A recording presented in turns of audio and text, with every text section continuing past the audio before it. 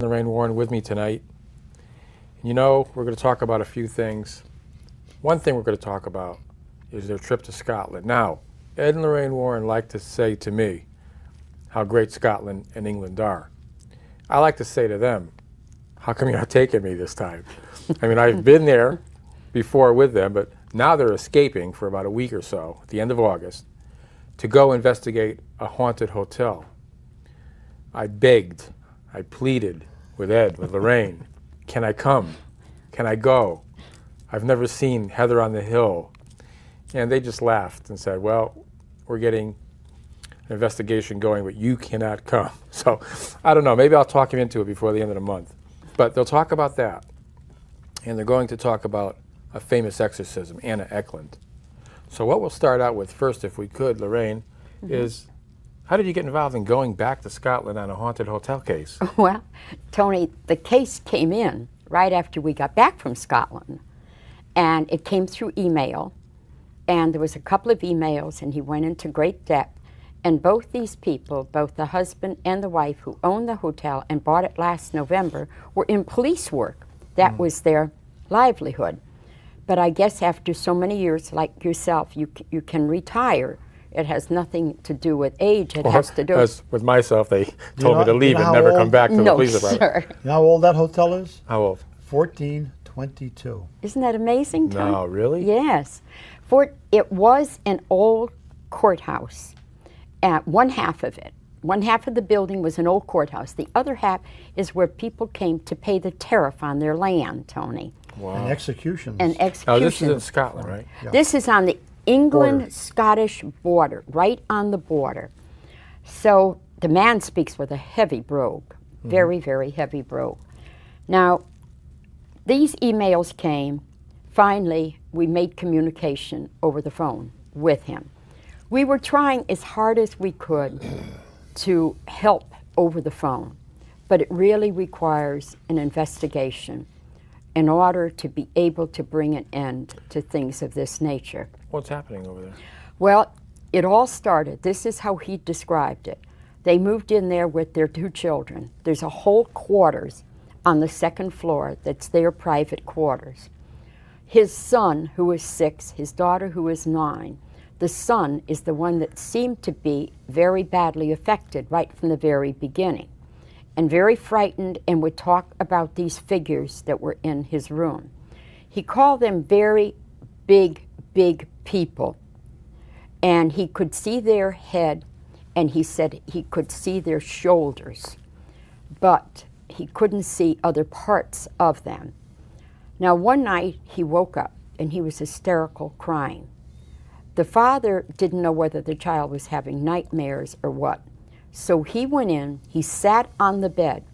He wasn't reading to the child, he was soothing the child. He put his hand on the boy's face. The room was illuminated. He looked, and as he looked at his son that night, that's when the realization that something was there came to him. There was a black, opaque form that took the form of like an opaque big shadow of a person that he could see between his son and himself. It blotted out completely his son, who he was sitting right next to on the bed. That's where it all began. Now, you consider these people to be very credible because they were police officers? Is that what they were? Police officers? Yeah, well, it's not just, yes, they were police officers. It's not just that they were police, Tony. It's the fact that when they bought this place, there is one employee, one staff member who had been there 30-some years, another one that had been there 18 years, and they told them in a lighthearted way that the building was haunted. But they didn't know if they believed things like that. Now it has reached the point where they all see these dark shadows. They're losing a great deal of business. Things move all over the bar, in the lounge. Doors, slam them. Doors going down to what he calls the beer cellar, where the beer they must keep the beer where it's cold. And that door came and hit him very hard in the face, almost enough, he said, to break his nose. One time, him and his wife, this is about 10 days or so ago. His wife had gone up to bed. He was downstairs. He was working at the bar with the bartender. There was a lot of people in. He decided to go up to check on his wife, who wasn't feeling that well. He sat on the couch next to her. He will tell you how many minutes he sat there. And he said, "Can you feel that behind us?" And she didn't. So all of a sudden, there was a tremendous bolt, like more than one person kicked the back of the couch real hard. So they both felt that. And she told him that she felt it too. I mean, it was obvious. Then the couch, which he describes as an antique couch that's very, very heavy, moved right towards the television set with the two of them on it. The doors open and close by themselves. What happens with the knobs, they keep turning by themselves. It's almost like The Haunting, that movie, It's The Haunting. almost like The Haunting. Well, they do hear voices too. They hear mumbling, which we call magic whispering. Without going in the house, of course, or the hotel, you didn't go in yet. No. But what's your gut feeling, Ed? What is it? Oh, very bad. I've talked with the man, and I can tell that he's genuinely frightened.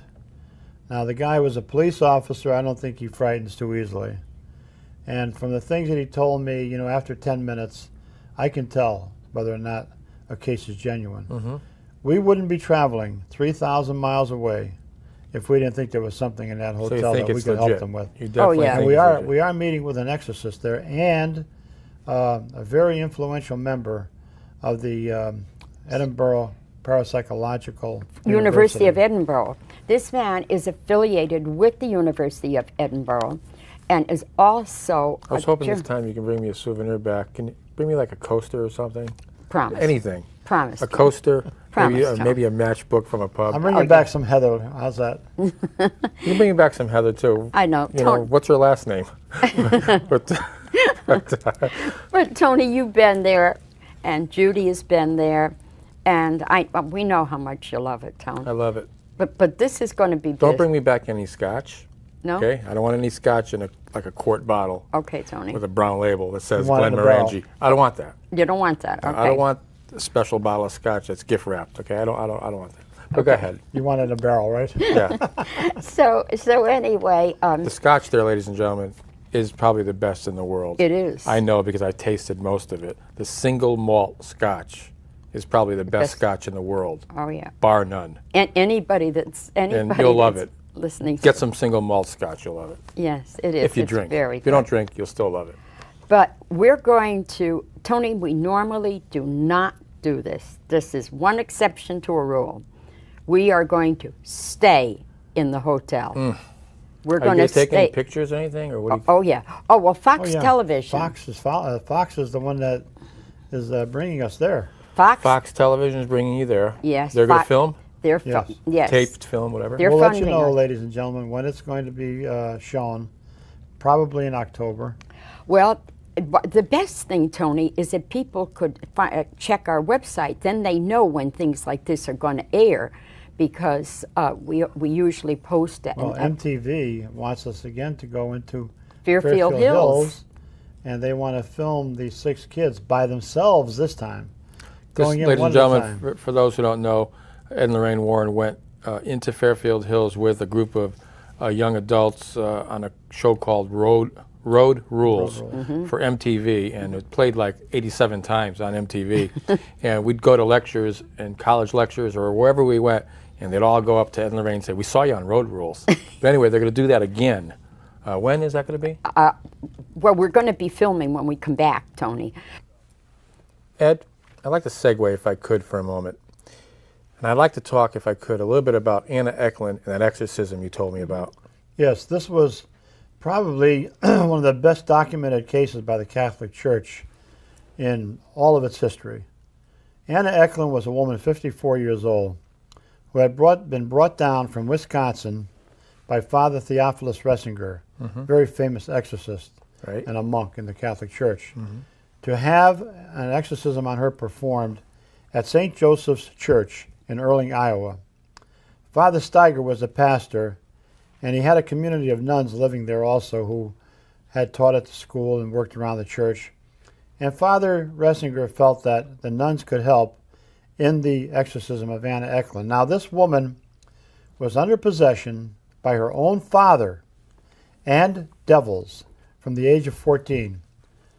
The father had raped her on numerous occasions, and she would not go along with these ancestral ideas of his, and he hated her. He hated her so much that when he died, he actually possessed her with these devils, molested her, and this poor woman was tormented right up to the age of 54 when Father Ressinger went to help her. Now, she had 30 exorcisms performed, which all failed. Now Father Ressinger is going to bring her to Erling, to his good friend's church, Father Steiger, in the hopes that he can be successful.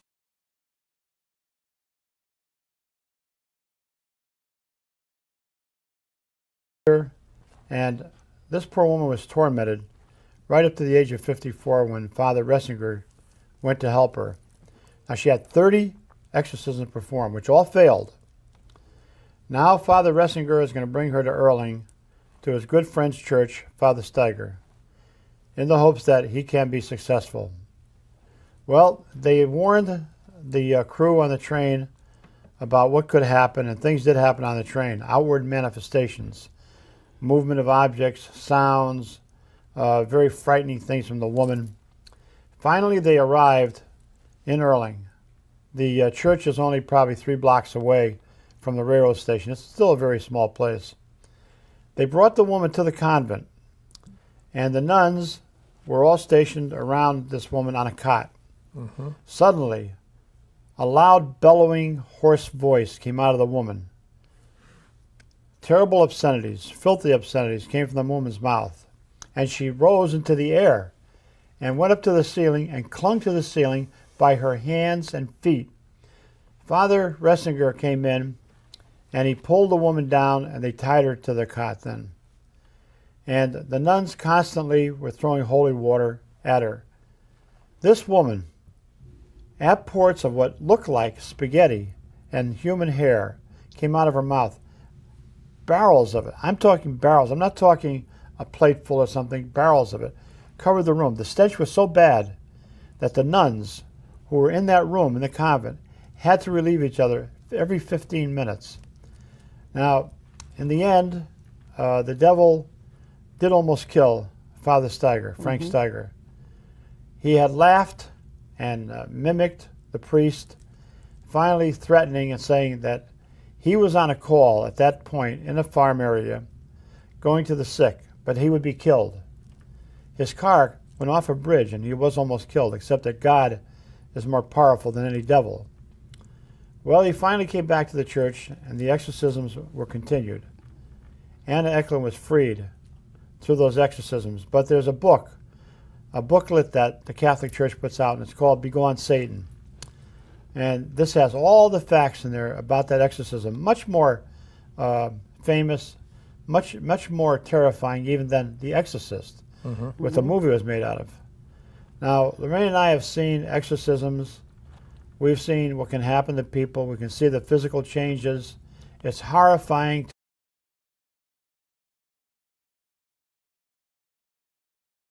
What the movie was made out of. Now, Lorraine and I have seen exorcisms. We've seen what can happen to people. We can see the physical changes. It's horrifying to experience. Imagine these nuns with this woman, Anna Eklund, in that convent. The farmers that were working around the fields said that they thought they were killing pigs because of the howls and squeals and animal-like sounds. Oh boy. And everybody would stop work and just look over towards the church. At that point, Father Steiger wanted to remove Anna Eklund. But Father Ressinger claimed that since they had gone this far, that they should continue it. And they did, thank God. Because eventually she was freed by these devils and her father. Now people think, how could a father possess his own daughter? Look at the evil that we have in the world today. Young boys killing their families. Girls, torture, killings, murders, young children in kindergarten being shot to death by a madman. This is nothing. Where the devil is involved, anything can happen. And the worst thing is that the public, if it's a skeptical public, is the best protection that devils have. You think the devil has more of a presence nowadays than it did, Positively. say, 50 years ago? Oh, yes. Positively. Oh, and yes. it's said that the devil would show himself at the end of the millennium, or the beginning of the millennium.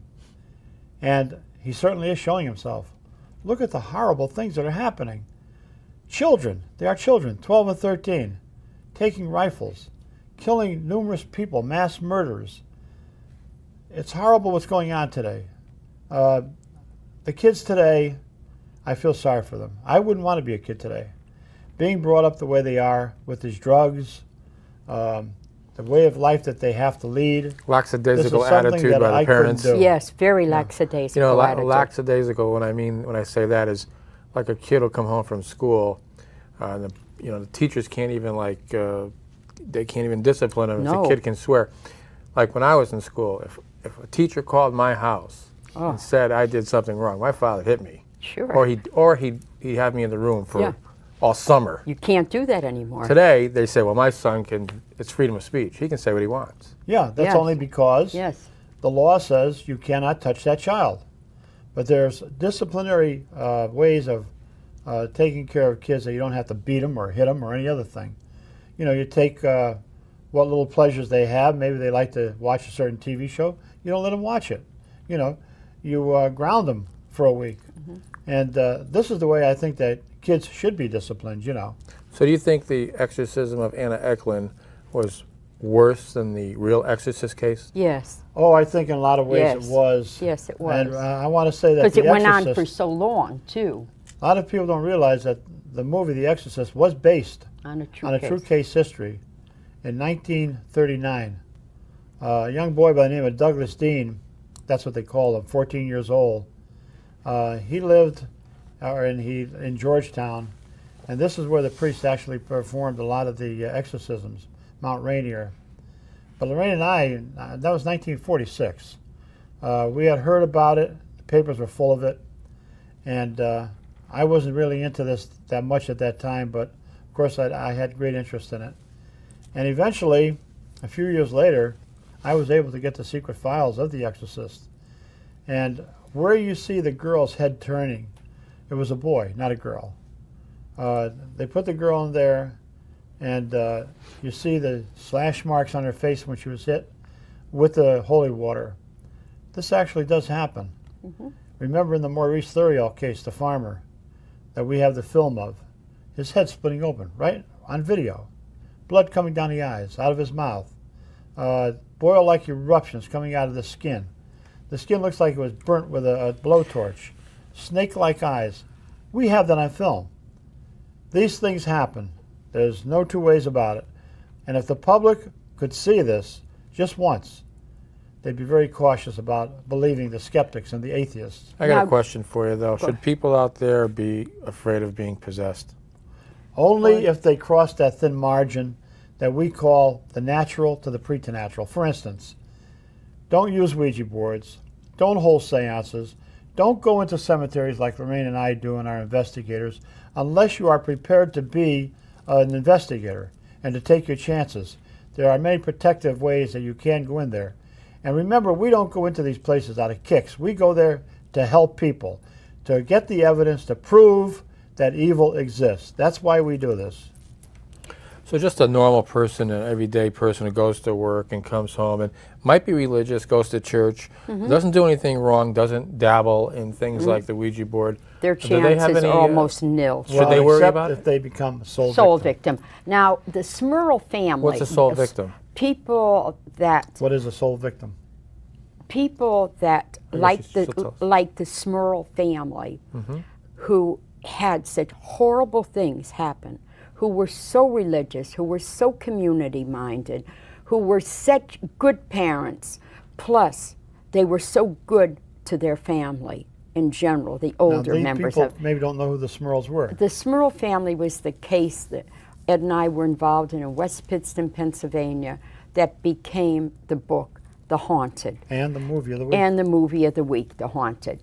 Now, why would something so horrible, Tony, happen to a family like the Smurls, because look at the people that were informed about that.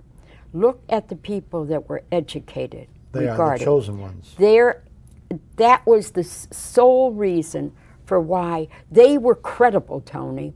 When they told the story, people knew who the Smurls were, what they stood for. So would they be soul victims, though, Ed? Is that what you call Well, a a soul soul victim? victim is somebody who intercedes For somebody else. for, like, the Smurl family, trying to help the Smurl family. And then they get could attacked. wind up as soul victims. For instance, you know a person that's being haunted. You come to the Warrens. You say, I'd like you to help my friends. We help them. Yeah. Devils aren't too happy about that. No, you're They'll putting start yourself in. after that person who brought us into the case. They become a soul victim. So you're putting yourself in jeopardy because you're posing a threat to something that might be in this given situation. Can a person who is skeptical or does not believe in God be haunted, be possessed or haunted? Yes, yes, Be they possessed. can. Can- And you know what we find? There are no skeptics or atheists in truly haunted houses. We've never met a true skeptic. We make a win and meet atheists. We You won't have. come out an atheist. They won't. But I wanted to make another point, Tony, and that's how Go ahead, Ed and make I- your point. I got another question for Ed. Okay. We went to Erling, Iowa in 1980 during the period of time that we were involved in the possession of David Glatzel in Brookfield, right here. We went That was there. the Devil in Connecticut case. That was the Devil in Connecticut case. We went there to pray by the grave of Father Ressinger or Father Steiger. And we went there and asked for their help, their guidance. I will never forget that, Tony. Here is this magnificent building that looks like a cathedral in the middle of a cornfield out there. And as you leave the town, you go up a small grade, and there's a massive big bulletin board to the Blue Army, which is an order regarding a devotion to the Blessed Mother of God. At that point, the sky turned this incredible shade of blue. It wasn't here, it wasn't here, it wasn't behind us, it was only ahead of us. And as Ed and I drove, we weren't talking, and we were watching and witnessing a sunset, Tony, that was really miraculous. It was so incredibly beautiful. And I think the guidance that we got, maybe the intercession from that priest, is what really helped Ed and I, where the Glatzel family were concerned. Ed, what are the manifestations or what are the signs and symptoms of somebody who's possessed and needs exorcism? All right, there's what we call perfect possession, which is hard to tell if the person is possessed. But we look for outward manifestations such as a table levitating in front of the person, that person talking in languages they've never learned, the physical characteristics of that person changing, the person sitting in a chair and levitating right across the room, strange things coming from that they never knew about, any type of education. Suddenly they could be spouting things that they never knew anything about, such as music, literature. Person could be a hillbilly. All of a sudden they're talking like some kind of a president of a university. We look for unusual outward manifestations. Now, if we're in a house and all of a sudden, Tony, you levitate with that chair, we know that you're not mentally ill. We know that this is paranormal or supernatural or preternatural phenomena occurring before our very eyes. How about somebody who gets really strong, something like that? Oh, Extreme superhuman strength. Yes, superhuman strength, where some guy 5'7", like Bill Ramsey, weighing about 150 pounds, takes 6 or 7 huge police officers weighing 250 pounds each and over 6 foot and throwing them around like matchsticks. This is the type of thing we look for. Also, physical characteristics changing. I take it you've been on various exorcisms, and have you seen this kind of? Positively. Have you ever seen anybody levitate? Yes. That's in the... Not only have we seen it, Tony, remember I was picked up and thrown right across the room when Ray was thrown 25 feet right through the air. That's levitation. isn't anything else. But But- we've seen people. I've seen David Glatzel. As I walked into his room one morning when an exorcism was supposed to take place, a huge priest was standing right alongside of his bed. And this boy had a bad habit of just swinging out and hitting you in places you don't want to be hit. So I told him, Father, you better back up. And as I said that, this boy was in a fetal position, rose into the air, flew over the two of us, and landed on his feet and ran into the hallway and locked himself in the bathroom. This boy levitated right through the air. That was like in a movie. Part of that was in a movie, right? Yeah. Yes, yes. I remember we yes, went to that restaurant and I met Carl and what's the wife? Judy. And Judy Glatzel. Yes. And Debbie Glatzel. Yes. They're very, very nice people. Yes, they Extremely are. They are beautiful nice people. They are. I forget the name of the restaurant, but it was around here. Yeah, it was in And Stratford. Don't mention it. Down in It's Lordship. too commercial too. Yeah. No, I think it's out of business now, but It is out it of was a business. very nice evening with yes. them. Yeah, That our was back in, seafood what, night. 1980? 1980, Tony, during the period of time we were involved So with it. David Glatzel was what? Possessed? Yeah, he was Yes. 11 years old. He was possessed. It was Father Dennis that brought us in from St. Joseph's Church in Brookfield there. And Father Dennis was very frightened himself because he had a sickly mother in Ireland. And so another priest took over as pastor at St. Joseph's for him, and he helped us. And that man was sick from the day he helped us till today. That case, Tony, where the Glatzel boy was concerned, there were 6 Roman Catholic priests involved, and 4 of them, I think, if I'm not mistaken, From the Vatican. were ordained and schooled in Rome. Really? Yes, they were What year brilliant, was this brilliant case? men. 1981? It was 1980 into 1981, and why we were involved in that is when the case in Lee, Massachusetts. Now, Yeah, I remember. I want to tell you, the Lee, Massachusetts, the Glatzel case, the case in West Hartford, all of these cases, all around the same time. and Amityville. Maurice, all of them, Tony, the exorcisms were performed on May 2nd. We had nothing to do with choosing that. And Padre Pio, this year, a man who physically fought the devil and is up for beatification of canonization, was beatified on May 2nd by the Holy unbelievable. Father. That's not a All coincidence. right, so in the whole scheme of things, we're going to wrap this up. The whole scheme of things, what's the worst exorcism that there ever was, in your opinion? In my opinion? Ooh, Maurice. I Was would it say- Anna Eklund or was it Maurice or was No, it? I would say Anna Eklund.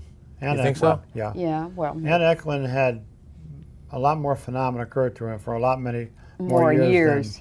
than poor Maurice. Maurice had. But Maurice's case turned out in tragedy, as you know. He again became possessed after 8 years, killed himself, almost killed his wife.